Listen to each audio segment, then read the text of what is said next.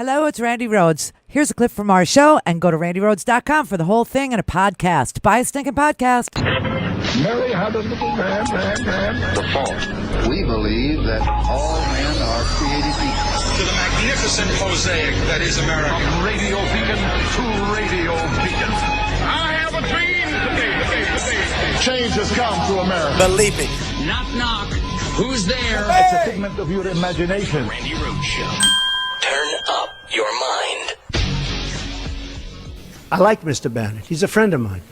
But Mr. Bannon came on very late. You know that. I went through 17 senators, governors, and I won all the primaries.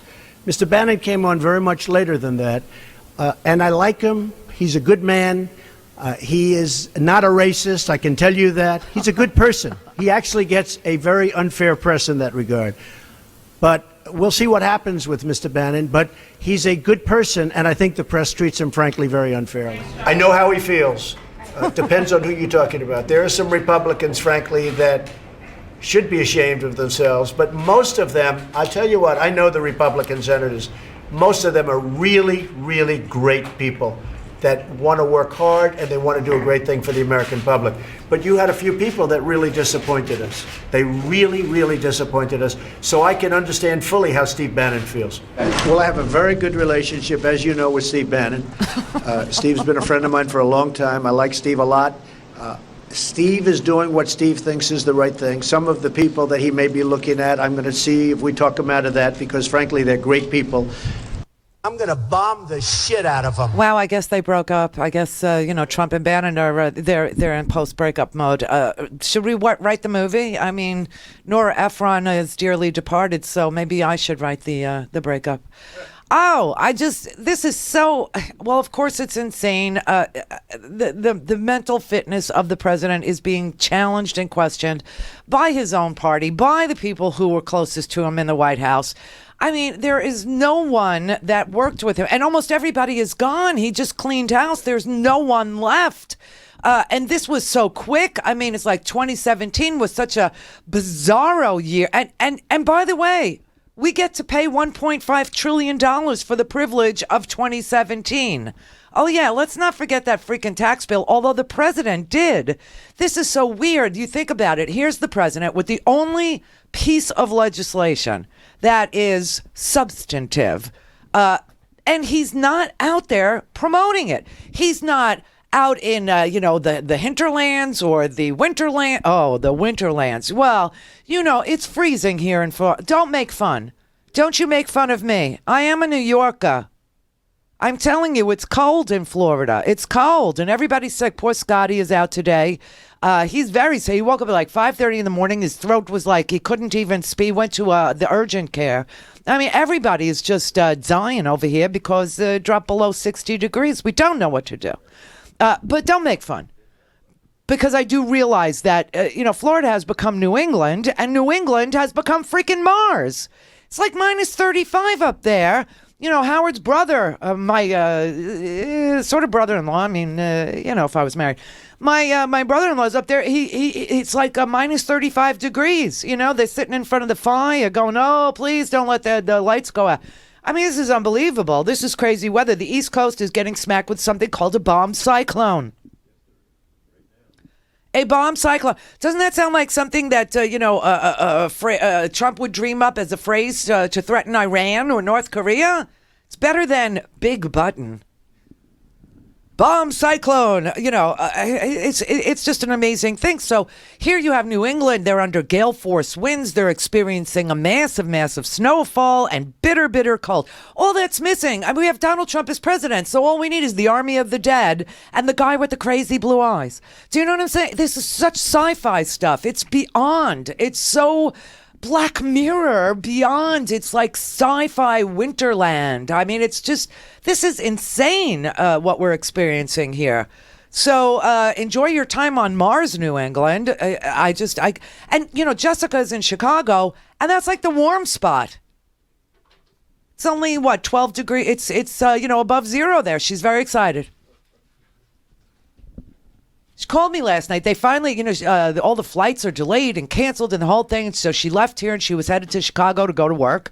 And they missed, the flight was delayed and late and everything, and then missed the connection. And so she was supposed to be there at 7. She lands at 10 o'clock. She gets out. It's -2.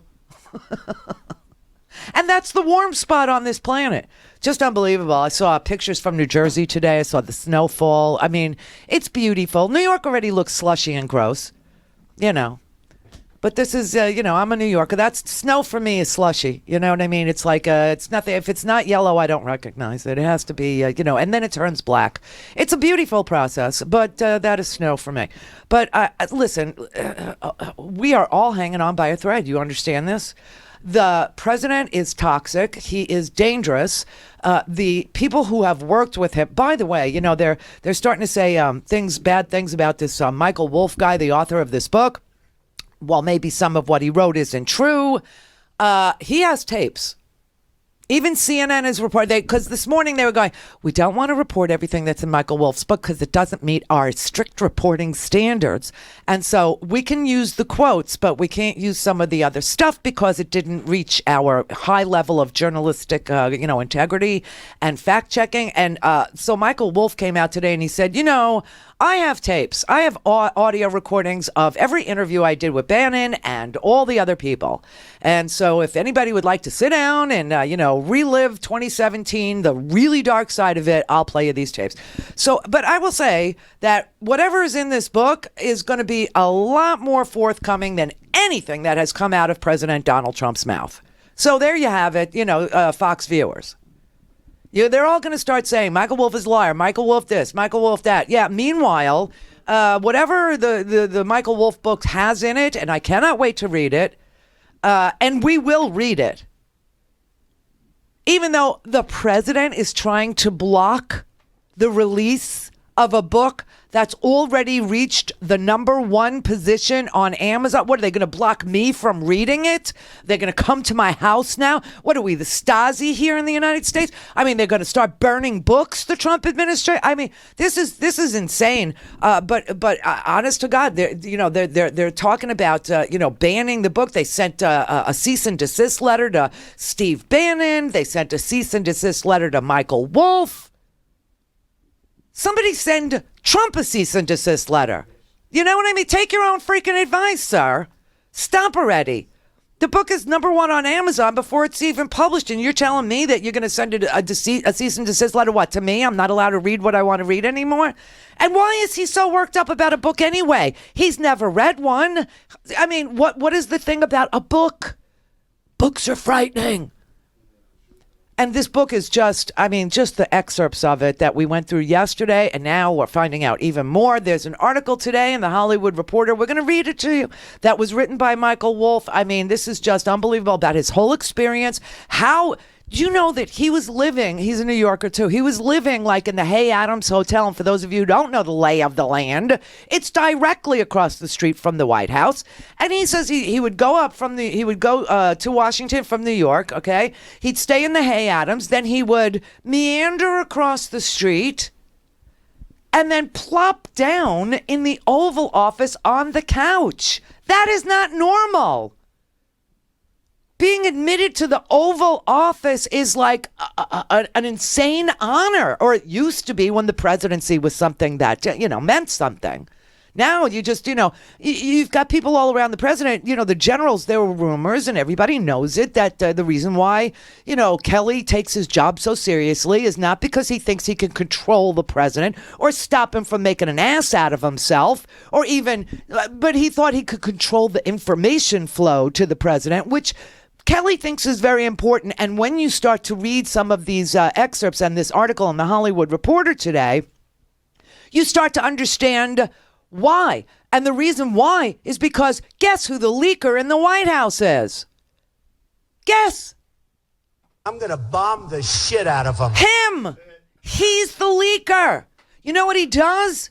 He goes upstairs. He's done with his day. Okay, forget the golfing, which is really over the top. I mean, we paid millions of dollars for him to be in his own hotel where he's making money off of people who pay to be a member of this freaky place that he lives in, which is really a country club. He lives in a country club. I mean, this is so sick. And it's open for business. And he increases the membership fees, doubles them, like to $200,000 just to, be a member of Mar-a-Lago, which, is right there on Ocean Boulevard. I mean, you could drive right past it any day of the week. Okay, so he's making money off of these memberships, living in his own freaking country club at the same time. We're paying that, for his Secret Service, and we're paying for everything, millions and millions of dollars. And he mocked Obama, right? Obama's on the golf course more than Tiger Woods. Oh, Obama's always golfing. And this man has golf. And now we find out the reason why nothing appears on his schedule, he meanders into the Oval Office like 11 o'clock in the morning after watching all morning of Fox News in the residence. Then he goes into the Oval. All right, he does whatever he does, tweets, whatever, decides that he's going to, start cracking down on marijuana. So much for states' rights. Good luck to you. Whatever. And then 5 o'clock, he's done. 5 o'clock, he goes up to the residence. By 6:30, he's already had a cheeseburger and he's ready for bed. We find out the reason why he's eating fast food is because he's totally freaked out that somebody's going to poison his food. This is really freaky. No, check this out. This is why he says he eats fast food, because nobody knows he's coming. As if he's going to McDonald's, or freaking Rush Limbaugh used to make drug deals in the parking lot of Denny's in Palm Beach, okay? He used to send his housekeeper with a cigar box full of cash to get his oxycodones. Remember, Rush Limbaugh was such a degenerate oxy addict that he lost his hearing, made himself deaf. Now he's got a satellite on the top of his head, controlled apparently by Rupert Murdoch. But, okay, so Trump he's implying he's going to McDonald's? Oh, please. So he says he does and this is so creepy, and I don't know. I'm not a man. Somebody's going to have to explain this to me. The people that, staff the White House, who never say a word about any of the foibles or the, idiosyncrasies of the inhabitants of the West Wing ever, they are saying that he will not let them clean up his room. That if he throws his clothes on the floor, he wants them to stay on the floor. I'm guessing that's so that he knows if somebody's come in there, that everything is where he left it. I don't know how paranoid this guy is, but he's making Kim Jong-un look stable, okay? So he says that they can't come in. If he throws his stuff on the floor, he wants it on the floor. Him and Melania do not share a bedroom, okay? She's sleeping somewhere else. This is really weird. And he will not allow them to change his bed sheets. What is that about? Is he a bedwetter? I don't know. I don't know what's going on. I don't know how much lubriderm he's going through. I'm not really sure. But he says that the only time that they're allowed to change his sheets is when he personally strips the bed himself. And I guess he's walking it down to the laundry room and putting it in the wash, and then they can change his sheets. What is this man's issue? This is really mentally deranged stuff. I mean, it's just, but now all of a sudden he doesn't know. He doesn't know Steve Bannon either, right? He doesn't know him. Steve Bannon was just a staffer that he put on the National Security Council, which is like equal footing with the chief of staff. And he's making it sound like Bannon brought the creamer after Papadopoulos brought the coffee. Go to RandiRhodes.com for the whole thing and a podcast. Buy a stinking podcast.